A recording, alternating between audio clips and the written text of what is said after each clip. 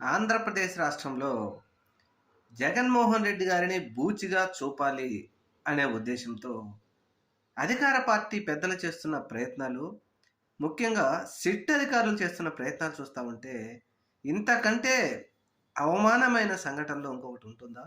SIT అధికారులు నిష్పక్షపాతంగా చేయాల్సినటువంటి విచారణ వీళ్ళే ఈ విధంగా పక్కదారి పట్టించి చేస్తున్నారేమో అనే అనుమానాలైతే కలుగుతా ఉన్నాయి. ముఖ్యంగా మొన్న చూసాం 11 కోట్ల గురించి. అలాగే ఇప్పుడు మరొక వీడియో 5 కోట్ల రూపాయలతో చెవిరెడ్డి భాస్కర్ రెడ్డి అనుచరుడు దొరికాడు. ఆ వీడియో బయటకొచ్చింది. సంచలనం అంటూ యెల్లో మీడియా రాసుకొచ్చింది. ఇక్కడే దొరికిపోయింది. ముఖ్యంగా వీరు తీసుకొచ్చినట్టు వీడియోలో 2000 నోట్ల రూపాయలు కనపడతా ఉన్నాయి.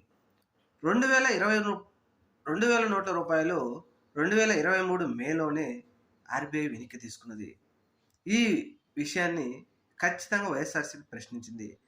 2000 నోట్ల రూపాయలు ఎట్లా ఎన్నికల్లో పంచడానికి చెవిరెడ్డి భాస్కర్ రెడ్డి రెడీ చేశారు? లిక్కర్ డబ్బుల్ని 2024 ఎన్నికల్లో చెవిరెడ్డి భాస్కర్ రెడ్డి అనుచరుడు సిద్ధం చేస్తున్న వీడియో దొరికిందంటూ ప్రచారం చేస్తున్నారు. ఈ నోట్లు ఎలా సాధ్యమంటూ ప్రశ్నించడంతో ఇప్పుడు మళ్ళీ యెల్లో మీడియా, సిట్ అధికారులు కూడా వాళ్ళ నోట్లో ఎలక్కాయ పడింది. ఏదేమైనా విచారణ అయితే నిష్పక్షపాతంగా జరగలేదు అనడంలో ఎటువంటి సందేహం లేదు.